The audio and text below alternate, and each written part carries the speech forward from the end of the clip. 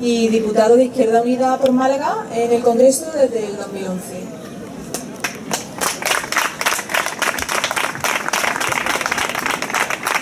Bueno, buenos días, buenas tardes ya. En primer lugar, agradecer a la organización pues, la invitación a participar en esta mesa redonda y en este día. ¿Se escucha mejor? ¿Se escucha? Es imposible. Vamos a esperar.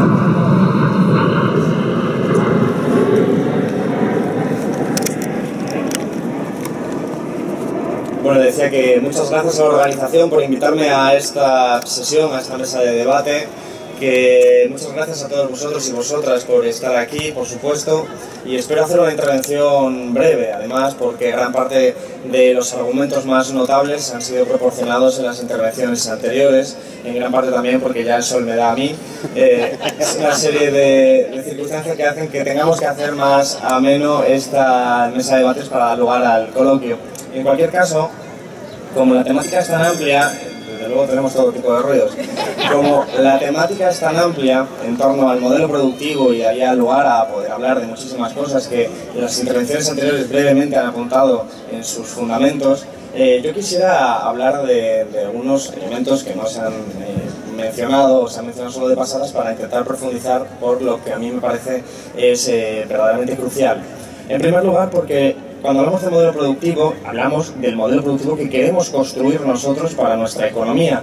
Modelo productivo que está vinculado necesariamente a otro modelo político, necesariamente, además ya se ha dicho. Pero también hay que ser conscientes de que el modelo productivo ya se está transformando, ya lo están transformando. Porque el modelo productivo que nosotros hemos tenido, la estructura productiva en su conjunto, el modelo de crecimiento económico de la economía española, que ha estado vigente hasta ahora, es un modelo agotado. Es un modelo agotado y reconocido por ellos mismos, por el propio gobierno y por las propias instituciones supranacionales. Reconocen el agotamiento de un modelo basado en la burbuja inmobiliaria y en el recurso permanente al crédito financiero. Ellos lo reconocen y por lo tanto ellos ya caminan hacia su modelo productivo y su modelo de sociedad consecuente, que es el que están implantando a través de las reformas, como la reforma laboral, encaminada, y además ya por fin reconocido por ellos mismos en los presupuestos generales del Estado, encaminada a moderar los salarios y no a crear empleo, es decir, a abaratar la mano de obra, a abaratar el coste del trabajo, para que nos asemejemos a los países como China, Bangladesh y podamos competir en unas condiciones de mayor igualdad, entre comillas, frente a ellos. Esto es lo que llaman ganancias de competitividad y de ahí que la reforma laboral efectivamente esté funcionando, aunque de acuerdo a su lógica y no a la lógica oficial según la cual supuestamente era para crear empleo.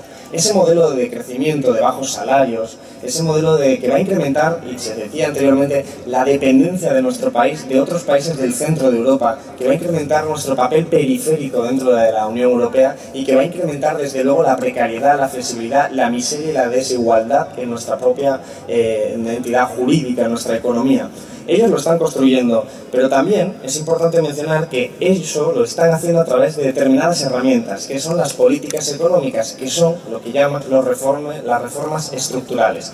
Y quisiera aprovechar y leer un par de frases de un texto que dice así lo siguiente, en torno a las reformas estructurales, sobre los riesgos que enfrentaría su aplicación o su no aplicación. Decía: la situación política parece estable, pero la tensión social podría comprometer el esfuerzo de reforma.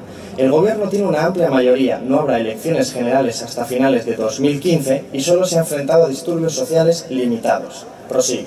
Pero el contexto económico ha reducido la popularidad de los dos principales partidos, lo que podría hacer que el apoyo público a nuevas y difíciles reformas fuera más complicado.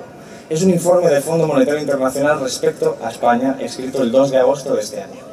Lo que está poniendo de relieve es que les preocupa la pérdida de poder de los dos principales partidos, el desplome político de las instituciones que han sido vigentes y han sido dominantes hasta ahora, heredadas de la transición del 78, les preocupa ese desprestigio, ese desplome, en tanto que pone en riesgo la aplicación de las reformas que conducen a su propio modelo productivo y modelo de sociedad. De hecho, también es notable que consideren que todavía no hay tensión social suficiente, lo cual es una llamada de atención a nosotros para incrementar la agresividad. El Fondo Monetario Internacional, igual que el Banco de España, igual que otras entidades internacionales y nacionales, tienen cierta ventaja, y es que se permiten el lujo de decir la verdad porque son entidades antidemocráticas que no tienen que rendir cuentas. El Fondo Monetario Internacional puede decir todo tipo de barbaridades, como dice el gobernador del Banco de España, sabiendo que no se someten a votación para que la gente les censure sus opiniones. Por tanto, siempre es recomendable acudir a la fuente original, que son los informes del Fondo Monetario Internacional o del Banco de España o de otra Comisión Europea, para saber realmente lo que quiere decir Rajoy cuando nos dice que sube las pensiones, y nos miente, cuando dice que quiere crear empleo, y nos miente, cuando sistemáticamente este presidente que tenemos como pantalla de plasma nos está engañando continuamente, pero no por maldad propia, sino porque de fondo está persiguiendo un modelo de sociedad.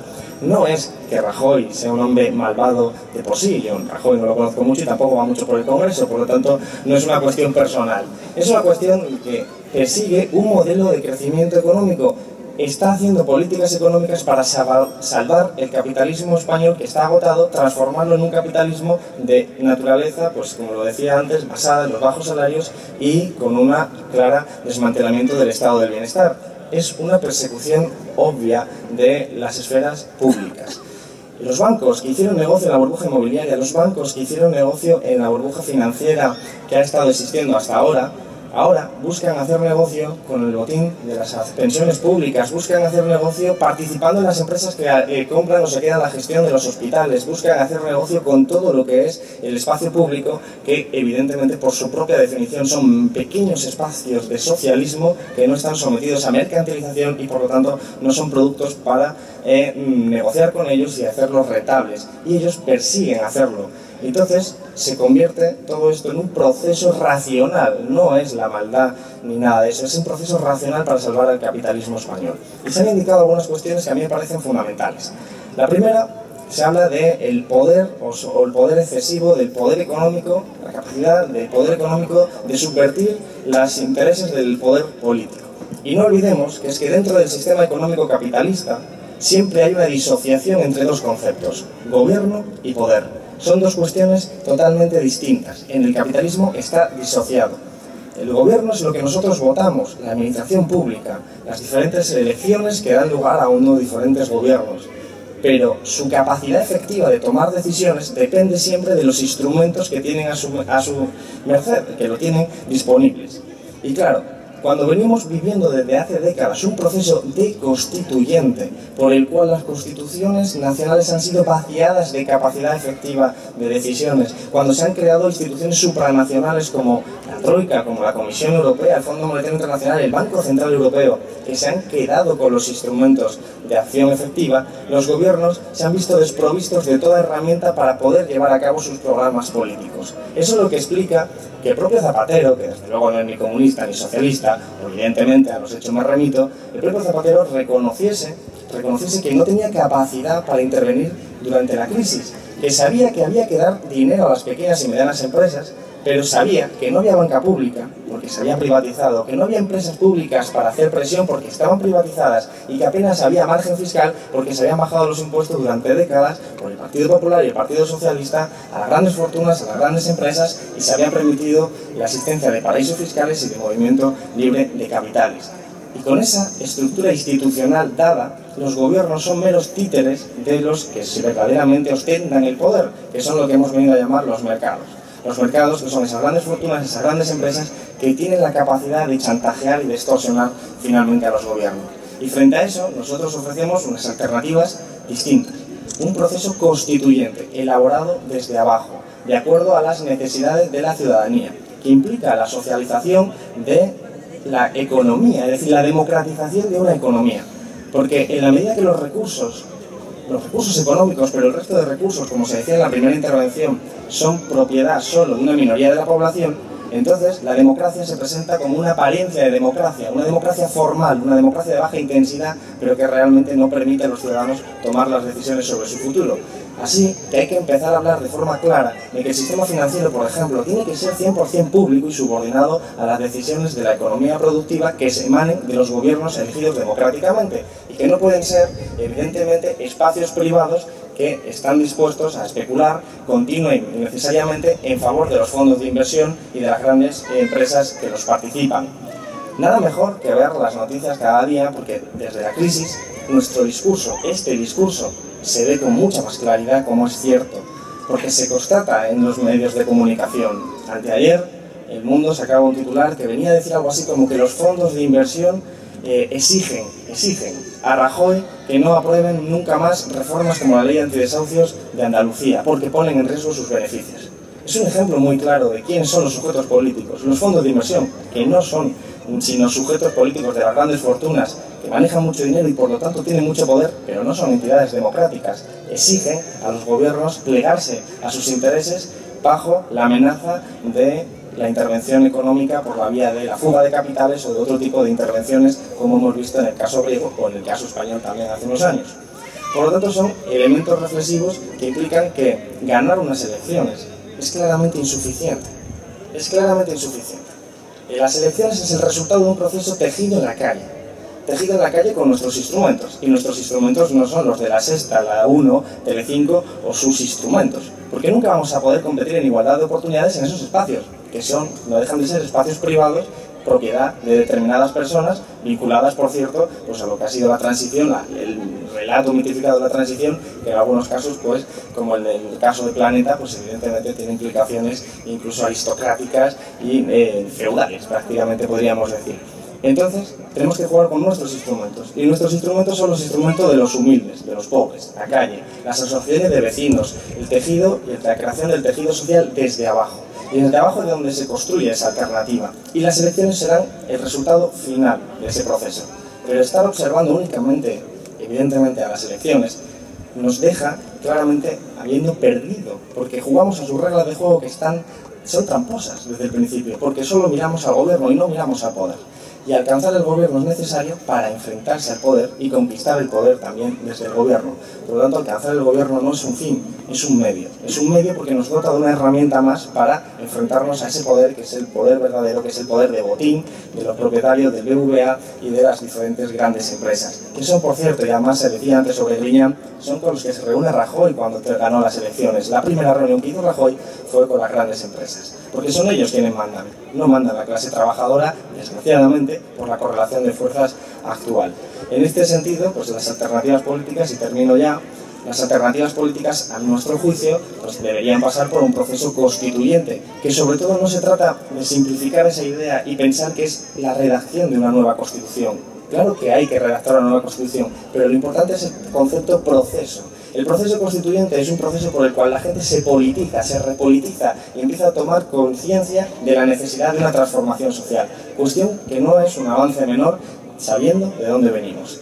Venimos de una situación de travesía por el desierto, desde la izquierda hasta la ciudadanía en su conjunto, conformista, individualista, apagada por el recurso al crédito, el recurso que ha oscurecido la verdadera realidad de las desigualdades crecientes en nuestro país, el crédito que ha oscurecido la fragilidad de nuestro modelo de crecimiento actual. Y ahora que se ha desaparecido ese crédito, vemos la realidad, vemos la desigualdad, la miseria, la pobreza, las colas de la gente esperando a comer y toda la situación real y dramática que estamos viviendo. Y se decía antes, lo decía Manolo, sobre el reparto del trabajo. El gobierno, para 2018, y digo el gobierno porque son los que pretendidamente deberían ser más optimistas, no calcula que baje del 20% para el 2018 en la mejor de las predicciones. Por lo tanto, no estamos ante una crisis, ni esto es un debate cualquiera. Ni es un debate coyuntural, ni es una crisis cualquiera. Estamos asistiendo a un proceso histórico de cambio de sociedad.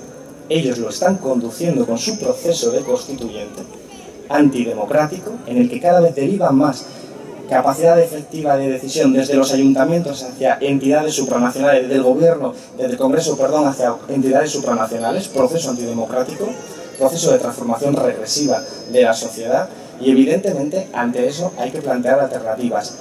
4 años en las mejores de las predicciones del gobierno, insisto, del gobierno, implican que vamos a tener un paro estructural brutal y hay que no podemos desmarcarnos del cambio ideológico que supone eso para la gente que lleve ya 8 o 10 años de paro estructural y tenga, por ejemplo, mi edad 28 años. Por lo tanto, eso va a cambiar la conciencia. Si no actuamos nosotros, espacio que no ocupa la izquierda, espacio que ocupa la extrema derecha. Y lo hemos visto en Grecia y lo hemos visto en Francia. Espacio que no ocupemos nosotros intelectualmente luchando, como lo que decía Gramsci, la hegemonía cultural, la hegemonía de las ideas, la hegemonía en definitiva de nuestro modelo de sociedad que queremos construir, lo construirán ellos o se aprovecharán de ellos cualquier payaso que venga a vender que los inmigrantes son el problema o cualquier otra solución populista para ellos. Así que la tarea es inmensa, pero la batalla es muy larga.